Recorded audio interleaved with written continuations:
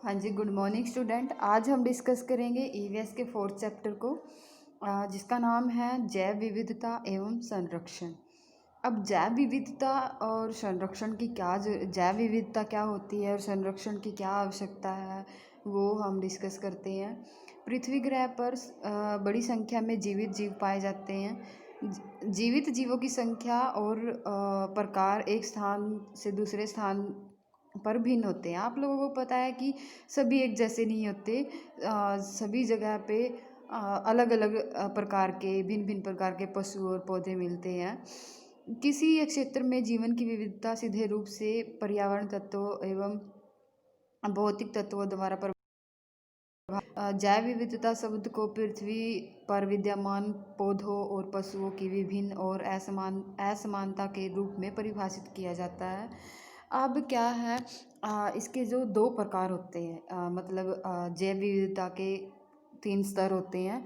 वो कौन कौन से होते हैं? आनुवांशिक विविधता। आनुवांशिक विविधता क्या होती है? यह जैव विविधता का मुख्य स्रोत होता है। यह प्रजातियों के अंदर आनुवांशिक विभिन्नता को शामिल करती है। जीवों में पाई जाने वाली जीन विभिन्न प्रकार से मिलकर जीवों में विविधता लाने के लिए उत्तरदायी होती है। यानी कि जो जीन एक पीढ़ी से दूसरी पीढ़ी में जाते हैं, ठीक है, उनको हम बोलते हैं आनुवांशिक विविधता। दूसरा कौन सा है? प्रजाति विविधता। प्रजाति विविधता में क्या होता है? यह किसी समुदाय में प्रजाति की पूर्ण समृद्धता को शामिल करता है। यह किसी समुदाय में पाए जाने वाले जीवों के बीच की विविधता है, जैसे कि स्पीसीज डाइवर्सिटी। यानी कि इसमें क्या है, प्रजातियों की प्रचुरता होती है, काफ़ी सारी प्रजातियां होती है। समृद्धता दोनों ही शामिल होती हैं प्रजाति के अंदर, काफ़ी सारी होंगी, यानी कि एक ग्रुप होगा, यूनिटी बनी होती है। प्रजाति विविधता को आंकने के दो मापक होते हैं। कौन कौन से हैं? शैनन विनर इंडेक्स और क्या होता है, सिम्पसन इंडेक्स। ये दो टाइप होते हैं जिससे हम क्या है, प्रजाति विविधता को माप सकते हैं। तीसरा क्या है? समुदाय पारिस्थितिक विविधता। इसमें क्या होता है, इसमें जैविक समुदायों और पारिस्थितिक यानी कि जो पारिस्थिति होती है, उनकी जो विविधता होती है वो शामिल होती है। यह पारिस्थिति में विविधता को शामिल किया जाता है। पारिस्थितिक क्या होती है, जटिलता होती है, जैसे आवास है, खाद्य स्तर है, खाद्य जाल हो गया है, पदार्थ चक्र हो गया है। खाद्य जाल यानी कि जो क्या बोलते हैं हम इसको, फूड वेब और फूड चेन। यानी कि जैसे एक जीव जैसे कि ग्रास क्या लेते हैं, जो घास होती है वो अपना सूर्य से, ठीक है, सूर्य से बनाती है। घास को कौन खाता है? खरगोश खाता है। खरगोश को कौन खाता है? हाँ जी, खरगोश को कौन खाता है? लायन भी खाता है, और भी जो दूसरे पशु होते हैं वो खाते हैं, ठीक है, जो मांसाहारी पशु होते हैं, वो सारी चीज़ें इसी में आती है। उसके बाद है जैव विविधता के महत्व क्या है, यानी कि इसकी वैल्यू क्या है। वाणिज्यिक उपयोग, आर्थिक उपयोग, सामाजिक उपयोग, आध्यात्मिक और क्या है, सांस्कृतिक उपयोग, और जो पारिस्थितिक सेवाओं की दृष्टि से जैव विविधता बहुत ही इम्पोर्टेंट है, यानी कि बहुत ही महत्वपूर्ण है। अब इसके कौन कौन से टाइप है, जैसे कि फर्स्ट है उपभोगी मूल्य। उपभोगी मूल्य क्या होता है? ये सीधे उपभोग मूल्य है, जहाँ जीवों से लाभदायक उत्पाद सीधे रूप से प्राप्त होते हैं, जैसे कि ईंधन हो गया है, औषधि है, भोजन है, गोंद, ये सारी चीज़ें हमें सीधे सीधे मिल रही है, तो ये होती हैं उपभोग मूल्य। दूसरा है भोजन। तो द्वारा बड़ी मात्रा में जंगलों से पौधों और पशुओं का भोजन लिया जाता है, ठीक है, यानी कि वो भोजन के लिए जो पशु है और मनुष्य है वो जंगलों पे भी, यानी कि पेड़ पौधों पे भी क्या है, निर्भर करते हैं। आज लगभग सभी भोजन देने वाले पौधों को गृह प्रेमी बनाकर जंगल से प्राप्त किया गया है। अनेक जीव भी मनुष्य के लिए भोजन का स्रोत होते हैं, है ना, जैसे कि जो मांसाहारी होते हैं, कुछ लोग खाते हैं। दूसरा है औषधियाँ। अधिकतर औषधियाँ या फिर पौधे हैं जो उनको कहाँ से प्राप्त की जाती है, जंगलों से ही की जाती है। कई मामलों में जैसे औषधियाँ होती हैं तुच्छ पौधों से भी प्राप्त की जाती हैं। उदाहरण के लिए जैसे कि मलेरिया है, मलेरिया की जो औषधि होती है वो कुनीन, उसमें क्या है, कुनीन, ठीक है, ये ड्रग होता है जो किससे मिलता है, सिंकोना नाम का प्लांट होता है, उससे ये कुनीन नामक ड्रग लिया जाता है। न केवल पौधों तथा पशु औषधि का एक वर्ग है जो जैविक, जो क्या होती है, एंटीबायोटिक भी कहलाता है, जो सूक्ष्म जीवों जैसे कि फफूंदी है या जीवाणु है, इनसे भी हमें एंटीबायोटिक प्राप्त होती है। ईंधन, ईंधन में क्या होता है, पूर्व काल से ही ईंधन की लकड़ी का मुख्य स्रोत रहा है, ठीक है, लकड़ी ही इसका मुख्य स्रोत रही है।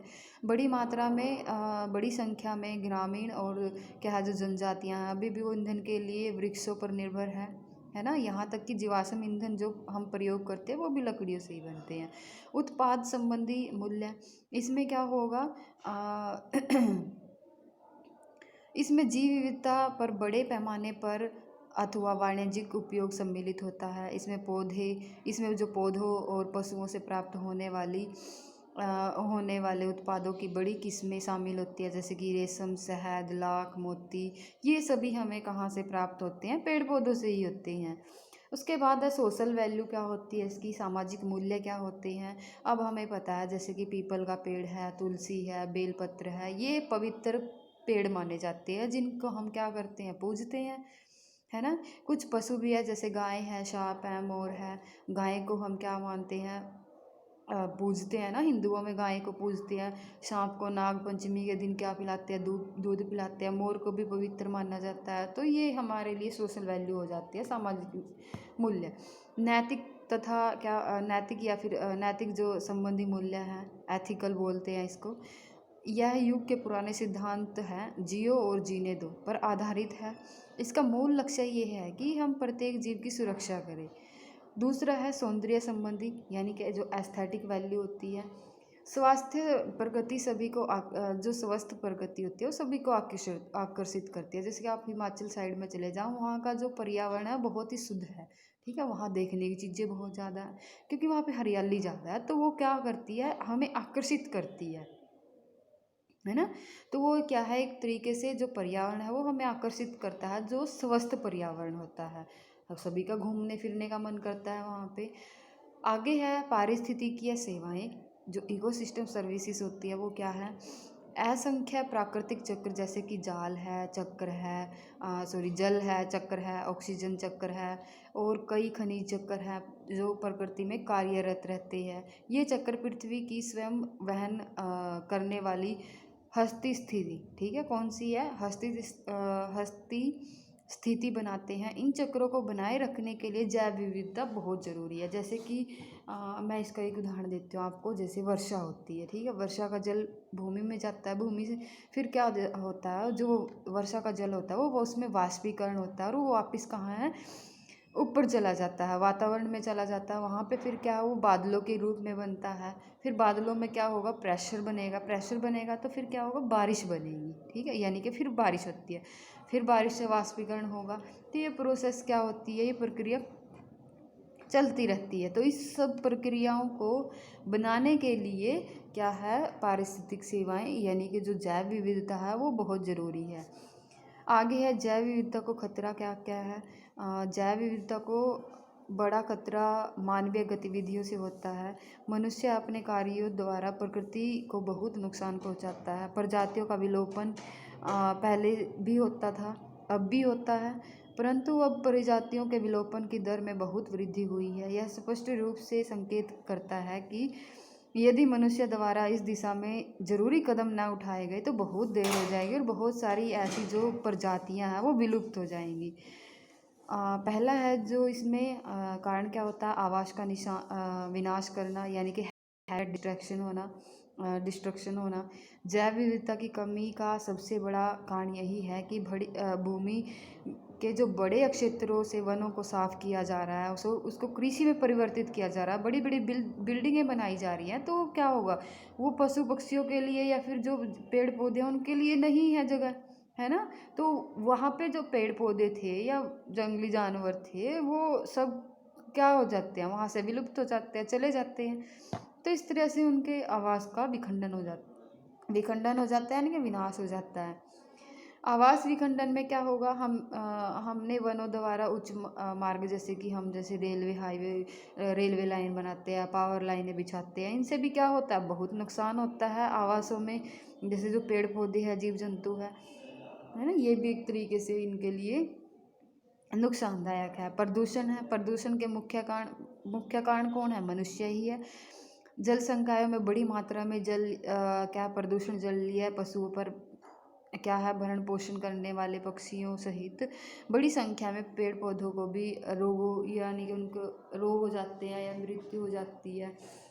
तो काफ़ी सारी जो प्रजातियाँ वो संवेदनशील होती है प्रदूषण के लिए, यानी कि कुछ प्रजातियाँ होती है जो प्रदूषित वातावरण में जो वातावरण है उसमें नहीं रहती। और जैसे कि कूड़ा कचरा फेंक देते हैं हम जल में बहुत सारी जीव रहते हैं, जो क्या हो जाएगा, अगर पानी प्रदूषित हो जाता है तो उस प्रदूषित पानी में वो जीव जंतु नहीं रह सकते। नेक्स्ट है विदेशी प्रजातियों का परिचय। किसी भी क्षेत्र में नई प्रजातियों को लाना, ठीक है, कोई भी क्षेत्र है वहाँ पे नई प्रजाति आती है तो उनको बोलते हैं विदेशी प्रजाति। अधिकतर विदेशी प्रजाति स्वयं को नए क्षेत्र में स्थापित करने में असमर्थ होती है ना। कहीं भी हम जाते हैं तो हमें 1-2 दिन लगता है वहाँ पे सेटल होने में, तो ऐसे ही उनके साथ होता है, वो समर्थ नहीं रह पाती, परंतु कई बार वो स्वयं को उसके अनुरूप में शीघ्र ही सफल हो जाती है, एडजस्ट कर लेती है, वहाँ पे रह जाती है। वे देसी प्रजातियों के साथ प्रतिस्पर्धा करती है, कई बार वो इतनी कठोर हो जाती है कि देसी प्रजातियों को पूर्ण रूप से हटा देती है, ठीक है, और वहाँ पे अपना हक जमा लेती है। तो ऐसे मतलब काफ़ी सारे ये उदाहरण हैं इनके। शिकार प्राचीन काल से ही पशुओं का शिकार होता है। जो राजे महाराजे वो क्या करते थे, पशु पक्षियों का शिकार करते थे, है ना। ऐसे ही जैसे कुछ मांस अंडे खाल वगैरह के लिए वो शिकार करते हैं, आज भी करते हैं, आज भी बहुत सारे लोग करते हैं। जैसे कि जंगली जानवरों की क्या होती है, जो हड्डियाँ होती है, जैसे शेर है, शेर की जो हड्डियाँ होती है उससे दवाइयाँ बनाई जाती है। बहुत सारे ऐसे जानवर हैं जिनकी हड्डियों से दवाइयाँ बनाई जाती है, ठीक है, वो सुरक्षित नहीं है। जैसे कि हाथी है, शेर है, उनकी खाल के लिए, दांत के लिए उनको मारा जाता है। अगला जैव विविधता का संरक्षण यानी कि कंजर्वेशन। अब ये सारी चीज़ें हो रही हैं, जो पेड़ पौधे हैं, पशु पक्षी है, वो विलुप्त हो रहे हैं, तो उनको संरक्षण प्रदान करने की तो ज़रूरत है ही है। तो उनको हम कैसे कर सकते हैं संरक्षण, जैसे कि क्या है, अंत आवासीय संरक्षण, इसको बोलते हैं इन सीटू कंजर्वेशन स्ट्रेटजी। इसमें क्या होता है, इसका तात्पर्य है पौधों और पशुओं का पूरे पारिस्थितिक तंत्र से संरक्षण के जरिए उनके प्राकृतिक आवास के अंदर संरक्षण से है, यानी कि उनके प्राकृतिक आवास में ही उनको संरक्षण प्रदान किया जाए। पहला कौन सा, राष्ट्रीय उद्यान यानी कि नेशनल पार्क। यह एक ऐसा स्थान होता है जो वन्य जीवन के कल्याण के लिए आरक्षित होता है, और जहाँ मानवीय कार्य जैसे खेती है, पशुओं की चराई है, देय भूमि आवास चलाने की अनुमति नहीं है। भारत सरकार में कुल 166 राष्ट्रीय उद्यानों को स्थापित करने की योजनाएं बनाई गई हैं। जैसे कि ये है काजीरंगा है, ठीक है, यहाँ पे ये असम के अंदर है, एक सींग वाला गेंडा है रहता है इसमें। गिर गुजरात में है, सींग के लिए है। दाजी गांव है, ठीक है, जम्मू कश्मीर में है। हगुल पक्षी के लिए है। ये बांदीपुर है कर्नाटक के अंदर, हाथी इसमें रखे गए हैं। पेरियार है केरल के अंदर है। बाघ और हाथी दोनों हैं। कान्हा है एमपी के अंदर है, बाघ रखे हुए हैं। कॉर्बेट है, कॉर्बेट उत्तर प्रदेश में है, बाघ के लिए है। ये भी दुधवा उत्तर प्रदेश में है, बाघ के लिए। रणथंभौर ये राजस्थान के अंदर है, ये भी बाघ के लिए। सरिस्का ये भी राजस्थान में है, बाघ के लिए है। नेक्स्ट है संरक्षित क्षेत्र, जिसको हम बोलते हैं सेंचुरीज। सही मायने में इसका मूल अभिप्राय पशुओं की सुरक्षा करना है। कुछ मानवीय गतिविधियां जैसे कि ईंधन है, इमारती लकड़ी है, वन उत्पादन का एकीकरण कुछ सीमाओं के लिए अंदर ही स्वीकृति दी गई है, ठीक है, यानी कि ताकि उन पे जो पशु पक्षी हैं उन पे बुरा प्रभाव न डले। जैव संरक्षण, इसमें क्या होगा, यह संरक्षण की एक नई अवधारणा है। यूनेस्को ने मनुष्य और जैव कार्यक्रम ने 1975 में इस अवधारणा का निर्माण किया है। यह जो स्थानीय लोग होते हैं प्रणाली का इंटीग्रल भाग बन गया है, यानी कि इसमें कुछ हद तक मनुष्य की गतिविधियां होती है। जैसे कि केंद्र, इसको 3 पार्ट में बांटा गया है, 3 भाग में विभाजित किया गया। जैसे केंद्र भाग है, यह पूर्ण रूप से आरक्षित भाग होता है, यहाँ पे मनुष्य की कोई हस्तक्षेप नहीं होती। दूसरा है बफर जोन, यानी कि मध्यवर्ती भाग। इसमें ये बाहरी जोन होता है केंद्र भाग का। इसमें शैक्षणिक और रिसर्च के आधार पर ही यानी कि जो रिसर्च करते हैं या शिक्षा के आधार पर एजुकेशनल ट्रिप होते हैं वो जा सकते हैं। उसके बाद होता है परिवर्तित भाग। इसमें क्या होगा, यह आरक्षण का सबसे बाहरी भाग होता है। यहाँ स्थानीय हस्तांतरण की अनुमति है, यानी कृषि कर सकते हैं, वानिकी होती है या फिर संबंधी कार्यों की अनुमति है। उसके बाद है वन और झीलें। भारत में परमात्मा के साथ सहसंबंध रखने वाले वनों की एक युग पुरानी कथा रही है। स्थानीय लोग इन स्थानों को सुरक्षित रखने तथा इस क्षेत्र में पेड़ पौधों पशुओं को सुरक्षित रखने के लिए अपना सर्वश्रेष्ठ प्रयास करते हैं। ये क्षेत्र सभी मानवीय हस्तक्षेपों से मुक्त होता है, ठीक है। और आगे इसमें क्या है, बाह्य आवासीय संरक्षण। ये क्या होता है, इसमें जैसे कि पेड़ पौधे हैं उनके प्राकृतिक आवास, जैसे कि उद्यान, चिड़ियाघर और जेनेटिक संसाधन केंद्र, बीज बैंक, पराग अनाज बैंक, डीएनए बैंक आदि में स्थापित किया जाता है। आमतौर पर प्रयोग की जाने वाली तकनीक पौधों पशुओं के जैसे जो जनन दर होते हैं क्या है 196 डिग्री सेल्सियस पे ये रखे जाते हैं। बहुत ही कम तापमान होता है जिनको हम लंबे टाइम तक रख सकते हैं, प्रिजर्व कर संरक्षित रख सकते हैं। वन जैसे वनस्पति है, उद्यान बड़े पैमाने पर स्थापित किए गए हैं। इनका मुख्य उद्देश्य क्या होता है, जो मुख्य उद्देश्य है ये सुरक्षित वातावरण में संकटग्रस्त जो प्रजातियां हैं उनको उगाना होता है, ताकि वो विलुप्त हो रही हैं तो उनको हम क्या कर सकते हैं, सुरक्षित रख सकते हैं। चिड़ियाघर है, जैसे बहुत सारे ऐसे पशु पक्षी हैं जो विलुप्त होते जा रहे हैं तो उनको हम कहाँ संरक्षित कर सकते हैं, चिड़ियाघरों में रख सकते हैं। आगे है विशेष वन्यजीव परियोजनाएं, स्पेशल वाइल्ड लाइफ प्रोजेक्ट। जैसे बांध परियोजना है, प्रोजेक्ट टाइगर, ठीक है। ये टाइगर वगैरह को सुरक्षित करने के लिए 1 शताब्दी पहले लगभग 40,000 बाघ थे, ठीक है। लगभग 80 वर्षों में ये संख्या गिरकर ज़बरदस्त कितनी रह गई है, 2400। यानी कि कहाँ 40,000 थे, कहाँ 2400 रह गए हैं। बाघ को लुप्त होने से बचाने और उनकी संख्या को बढ़ाने के लिए केंद्रीय सरकार ने कार्यक्रम चलाया। 1 अप्रैल 1973 में प्रारंभ किया गया। इस परियोजना के आरंभ में 9 बाघ है, ये बांध है, ये शरण स्थल स्थापित किए गए। बाद में संख्या बढ़ाकर 28 कर दी गई। इन शरण स्थलों के अंतर्गत कुल स्थान, ठीक है, जो स्थान है 27 राज्यों में है और जो एरिया है लगभग वो कितना है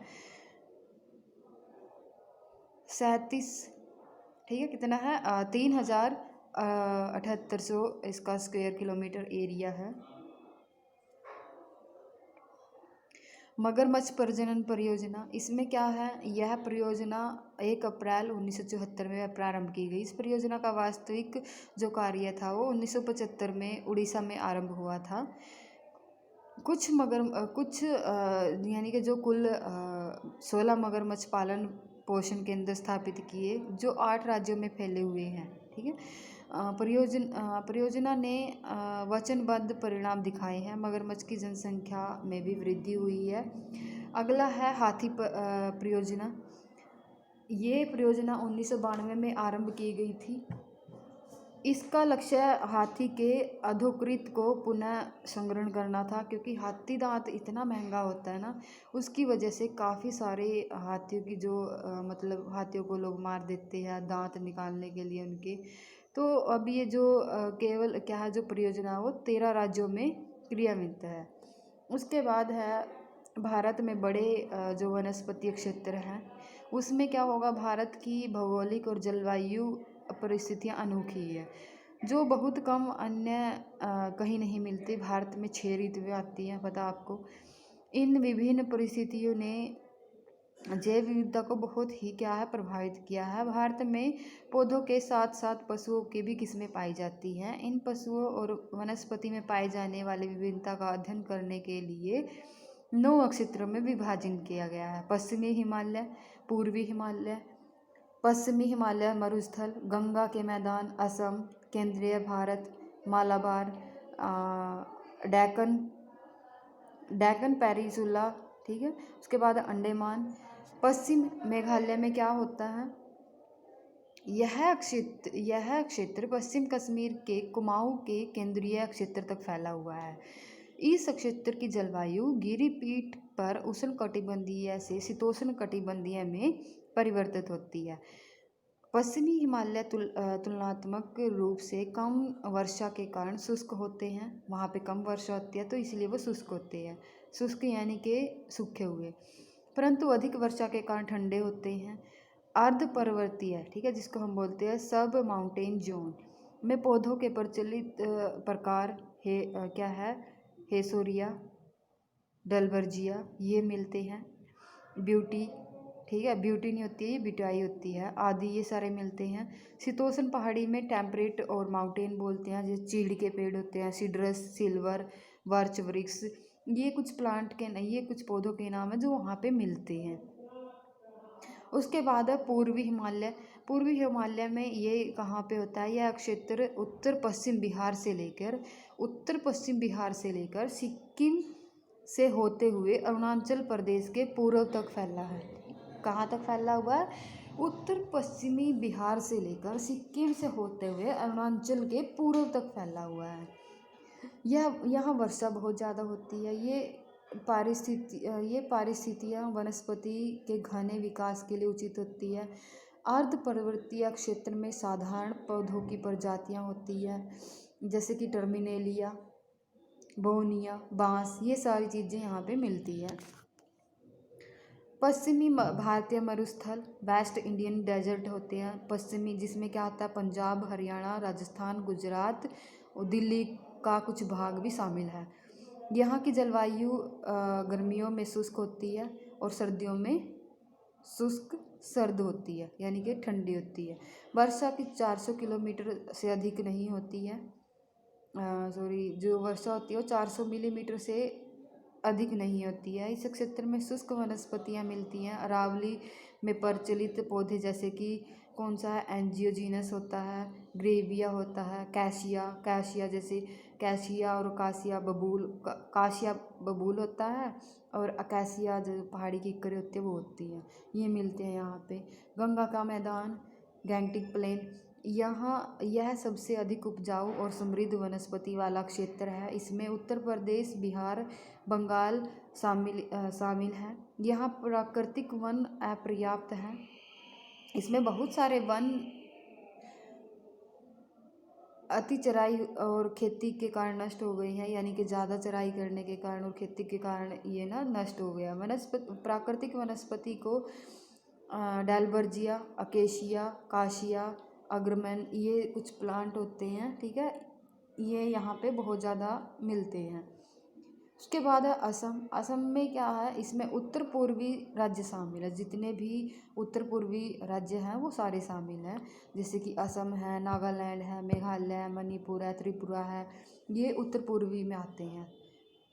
ये सारे इसमें शामिल हैं। इसमें अधिक वर्षा होती है, बहुत घनी वनस्पति पाई जाती हैं। प्रचलित पौधे कौन कौन से होते हैं इसमें, डिप्टीरोकार्पस होता है, फिकस होता है, स्टरकुलिया, ये सारे इसमें मिलते हैं। मध्य भारत, सेंट्रल इंडिया के अंदर इसमें एमपी आता है, उड़ीसा के कुछ भाग आते हैं और गुजरात भी शामिल होता है।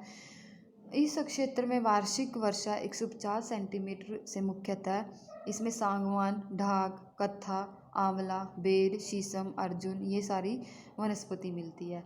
मालाबार में क्या होता है, यह क्षेत्र गुजरात में सतपुड़ा की पहाड़ियों से लेकर पश्चिमी समुद्र तट कन्याकुमारी तक फैला हुआ है। यह क्षेत्र पश्चिमी घाट और नीलगिरी की पहाड़ियों को कवर करता है। दक्षिण भाग में क्या होता है, इसमें मालाबार के अलावा दक्षिण भाग के सभी भाग आते हैं। आंध्र प्रदेश, तमिलनाडु, कर्नाटक राज्य शामिल होते हैं। यहाँ सालाना बारिश 100 सेंटीमीटर होती है।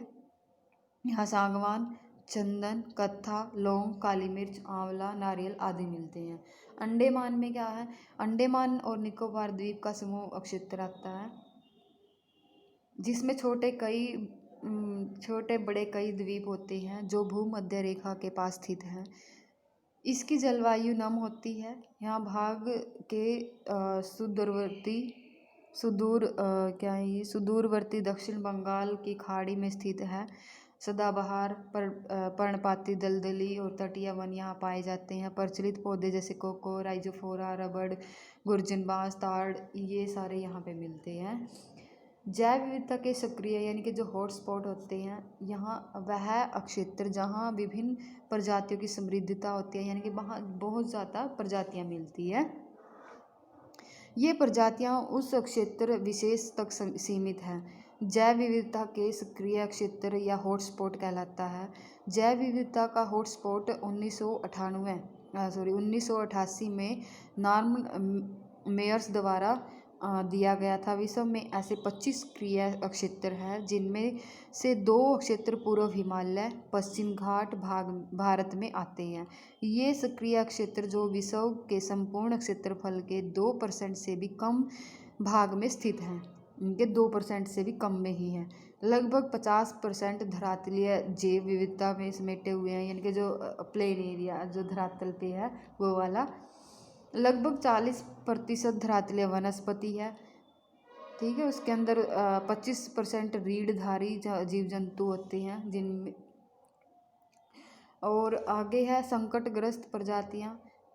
IUCN के अनुसार संकटग्रस्त प्रजातियां उन्हें कहा जाता है यह निकट भविष्य में लुप्त होने के बड़े खतरे का सामना करती है, यानी कि जो लुप्त होने वाली हैं, जैसे कि क्या है, मोर है, इंडियन बर्ड और कछुआ है, घड़ियाल है, हरित समुद्र है, हम समुद्री कछुआ हो गया है, इंडियन बर्ड्स हो गया है। ये सारी की सारी क्या है, संकटग्रस्त प्रजातियां हैं। उसके बाद है विलुप्त प्रजातियां, एक्सटिंक्ट स्पीसीज बोलते हैं इनको। एक प्रजाति को विलुप्त तब माना जाता है जब उस प्रजाति का कोई भी सदस्य संसार में जीवित न रहे, यानी कि कोई भी जीवित ना रहे उस प्रजाति से रिलेटेड। यदि किसी प्रजाति के सदस्य केवल कैद में जीवित रहते हैं तो उस प्रजाति को जंगल में विलुप्त होना कहा जाता है। कुछ प्रजातियां जो विलुप्त हो गई है वो है जैसे डोडो पक्षी है, पथिक यात्री कबूतर है ना, ये ऐसी स्पीसीज है जो विलुप्त हो रही हैं। लाल आंकड़ा पुस्तक, इसको बोलते हैं हम रेड डाटा बुक। IUCN लाल आंकड़ा पुस्तक प्रकाशित करती है, यानी कि इसने एक लिस्ट जारी करती है जिसमें क्या है, संकटग्रस्त पौधे और पशुओं की जातियों की सूची बनाकर दिखाई जाती है कि ये जातियां हैं जो विलुप्त होने वाली हैं या विलुप्त हो चुकी है। संकटग्रस्त जैव विविधता की महत्ता के बारे में जागृति उत्पन्न करना, यानी कि लोगों को अवेयर करना। जैव विविधता के पहले से ही चुके पतन के बारे में बताना, यानी कि ये जितनी भी प्रजातियां ये विलुप्त हो गई है या नहीं हुई है वो सारी चीज़ें बताना। संकटग्रस्त प्रजातियों का लिखित प्रमाण और पहचान बताना, यानी कि कितनी हैं, कितनी रह गई हैं, ठीक है, कितनी विलुप्त हो गई है। संरक्षण प्राथमिकताओं को प्रकाशमय करना और संरक्षण कार्य में मार्गदर्शन करना। IUCN 2000 लाल सूची के अनुसार 5485 पशु प्रजातियां तथा 5611 पौधों की प्रजातियां अति क्या है संकटग्रस्त और संकटग्रस्त तथा खतरे के रूप में सूचीबद्ध की गई है। पशु मनुष्य पशु झगड़े एनिमल कॉन्फ्लिक्ट, एनिमल और मैन कॉन्फ्लिक्ट, पौधों को अंधाधुंध काट गिराना, वनों के अतिदोहन के कारण मनुष्य पशु के आवास को नुकसान पहुंचाने के कारण बने हैं। अपनी सुख सुविधाओं के लिए वनों को छोटे क्षेत्रों में विभाजित करना, सड़कों रेलवे लाइनों का निर्माण करना, ये सारे क्या हैं, मनुष्य अपनी सुविधाओं के लिए वनों का बड़ी तेज़ी से कटाव कर रहा है। तो अगर वनों का कटाव करेंगे तो वो पेड़ पौधों के लिए क्या होगा, नुकसानदायक होगा, है ना। तो ये सारी चीज़ें हमें इसमें बतानी है। अभी हाल ही में क्या है, देश के विभिन्न भागों में झगड़ों की रिपोर्ट समाचार पत्रों में आई है। बड़े पशु जैसे हाथी है किसानों के फसल वाले क्षेत्रों में प्रवेश कर, क्योंकि जंगलों को साफ किया जा रहा है, वहाँ पे खेती की जा रही है, तो पशु तो आएंगे ही।